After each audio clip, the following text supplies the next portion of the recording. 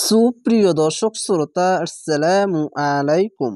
শব্দ বুঝে কোরআন শিখেন সহিশুদ্ধভাবে, এই ক্লাসে আপনাদেরকে স্বাগতম।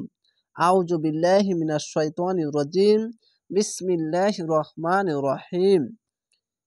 হামজা জবর আ, লাম মিম জবর লাম, আলাম। আলিফকে হামজা পড়বেন। যদি যে জাবার পেশ যদি আলিফের ওপর নিচে আসলে আলিফকে হামজা পড়বেন। হামজা জবর আ, লাম মিম জবর লাম, আলাম। তা জবর তা, র জবর র, তার। হামজা জের ই, তার ই। লাম লাম জবর লাল, তার ই লাল। লাম জবর লা, জালি জি, লাজি। নুন জবর না, লাজিনা। জেরের পাশে ইয়া সাকিন থাকলে এক আলিফ টেনে পড়বেন, লাজিনা। খ জবর খ, র জবর র, খর। জিম অপেশ জু, খরজু। এটি মোটা অক্ষর, তার জন্য আকার উচ্চারণ হবে না। খ জবর খ পড়বেন, এটিও মোটা অক্ষর, তার জন্য আকার উচ্চারণ হবে না। র জবর র, রা কখনোই বলবেন না এবং খা কখনোই বলবেন না। খরজু, পেশের পরে অ সাকিন এক আলিফ টেনে পড়বেন। মিম নুনজের মিং, এখানে ইকফা গুন্না বাংলা অনেস্কার মতো হবে। দাল জের দি, মিং দি। ইয়া আলি জবর ইয়া, যাবার পাশে খালি আলিফ এক আলিফ টেনে পড়বেন, মিং দিয়া। রজের রি, মিং দিয়ারি। হা মিমজের হিম, মিং দিয়ারিহিম। একটি করে শব্দ পড়বেন, পিছন থেকে পড়বেন, আরেকটি শব্দ আগাবেন, আবার পিছন থেকে পড়বেন। এইভাবে যদি প্র্যাকটিস করেন তাহলে অনেক দ্রুত রিডিং পড়তে পারবেন এবং প্র্যাকটিসটা অনেক সুন্দর হবে। তার জন্য এইভাবে পড়বেন। ওয়া যাবার ওয়া, হা মিম পেশ হুম, ওয়া হুম। হামজা পেশ উ, লাম ওয়া পেশ লু, উলু। ফা দ পেশ ফুন, উলু ফুন। পেশের পরে অ সাকিন এক আলিফ টেনে পড়বেন। হ্যা যাবার হ্যা, জাল যাবার জা, হ্যাজা। রল আম যাবার রল, হ্যাজা রল। এটি হা আর এটি একটু এই সাউন্ডটি প্রথমে বের করবেন। হ্যা যাবার হ্যা, ও জাল যাবার জা, হ্যাজা। রল আম যাবার রল, হ্যাজা রল। এটি হা পেশ হু আর এটি এই সাউন্ডটি বের করবেন। এই দুটি বিষয় অবশ্যই মনে রাখবেন। অনেক শব্দই যেরকম একটি তা আর একটি ত এরকম আছে, তো এইগুলো অনেক গুরুত্ব দিয়ে মনোভাবে বুঝে পড়বেন। যদি আপনি নুরানি কায়দা যদি না শিখে থাকেন তাহলে আমার এর আগেকার ক্লাসগুলো দেখবেন, ইনশাআল্লাহ পবিত্র কোরআন শুদ্ধভাবে উচ্চারণ করতে পারবেন। মিম অজবার মাউ, তাজে তি, মাউতি। এখানে একটি বিষয় মনে রাখবেন, এখানে সদ আছে, এখানে থামা ভালো নয়, মিলিয়ে পড়া ভালো। আর যদি থামেন, যদি নিঃশ্বাস যদি ছেড়ে যায় বা ছুটে যায় তাহলে কি পড়বেন, মাউত। এক আলিফ টেনে থেমে যাবেন, মাউত।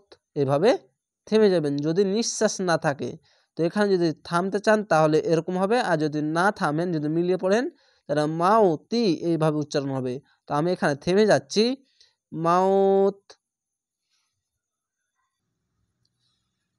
ফা যাবার ফা, ক পালি যাবার ক, ফা ক। লাম যাবার লা, ফা ক লা। যাবার পাশে খালি আলিফ এক আলিফ টেনে পড়বেন, ফা ক লা। লাম যাবার লা, হা পেশ হু, লাহু। মিম লাম পেশ মুল, লাহু মুল। লাম খা যাবার ল, হা পেশ হু, ল হু। এখানে একটি বিষয় মনে রাখবেন, আল্লাহ লেখা থাকলে ডান পাশের অক্ষরটি যদি পেশ বা যাবার ওপরে থাকলে, যে কোনো জিনিস ওপরেই থাকলে এই আল্লাহ লেখাটি লহু মোটা করে পড়তে হবে এবং খাড় জাবারে এক আলিফ টেনে পড়বেন। মিম অপেশ মু, তা অপেশ তু, মুতু। এখানে ওয়াকফ করতে বলছে, এখানে ওয়াকফ করবেন, থামবেন, তার জন্য এক আলিফ টেনে থেমে যাবেন। মুতু এভাবে এক আলিফ টেনে থেমে যাবেন।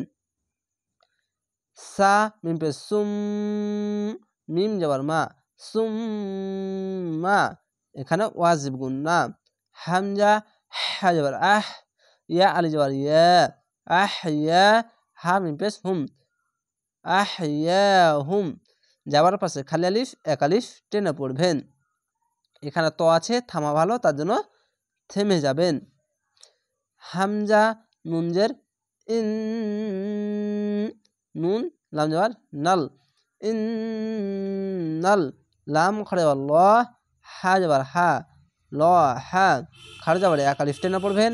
এখানে ওয়াজিব গুন্না আর এটি মোটা করে পড়বেন। আপনাকে বলেছি যদি আল্লাহ লেখা থাকলে ডান পাশের অক্ষর দেখবেন, যদি জাবার বা পেশ বা খাড়ো জাবার বা উল্টা পেশ যদি আসে ওপরে না সরি যদি খাড়ো জাবার আসে তাহলে মোটা করে পড়তে হবে। একটি বিষয় মনে রাখবেন, ওপরে যাই থাক না কেন জাবার জের পেশ যে কোনো জিনিস আসলে ওপরে আসলে এটি মোটা করে পড়বেন। এটি অনেক গুরুত্ব দিয়ে বুঝে থাকবেন।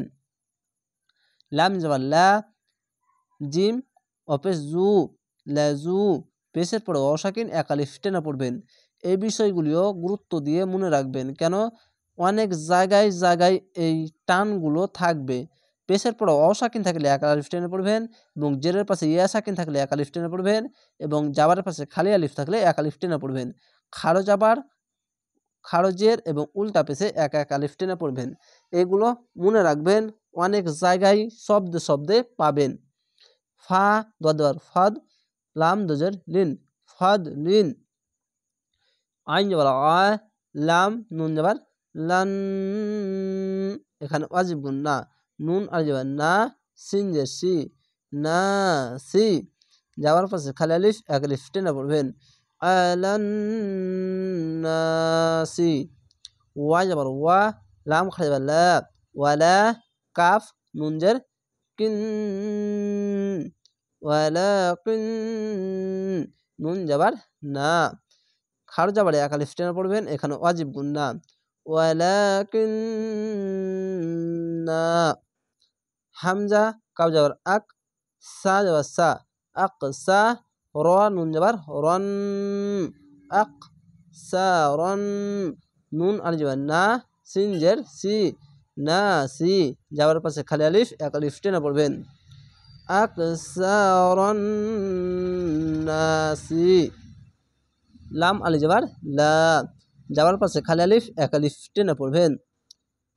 ইয়া শিন জবর ইয়াস ও কাপ পেশ কু ইয়াস কু র পেশ রু ইয়াস কুরু নুন জবর না ইয়াস কুরু না এখানে থামতে হবে, আয়াত আছে তার জন্য এই শেষ অক্ষরটি যাবার বাদ দিয়ে একটি সাকিন দিবেন, দিয়ে মনে মনে 3 আলিফ টেনে পড়বেন। মনে মনে সাকিন দিয়ে 3 আলিফ টেনে পড়বেন। পেশের পরে অসাকিন এক আলিফ টেনে পড়তে হয়, শেষ অক্ষরে সাকিন দিলে 1 2 3 তিনটি অক্ষর 3 আলিফ টেনে পড়বেন, মাদ্দে আরজি হবে। লা ইয়াসকুরুন এভাবে থেমে যাবেন। আশা করি এইভাবে ভিডিওগুলো দেখবেন, আপনারা শব্দ বুঝে কোরআন শিখেন সহিহ শুদ্ধভাবে। এইভাবেই আপনারা শিখে নিতে পারবেন এবং নিজে নিজে পবিত্র কোরআন রিডিং শুদ্ধভাবে পড়তে পারবেন। তারা ভালো থাকেন, সুস্থ থাকেন। আসসালামু আলাইকুম।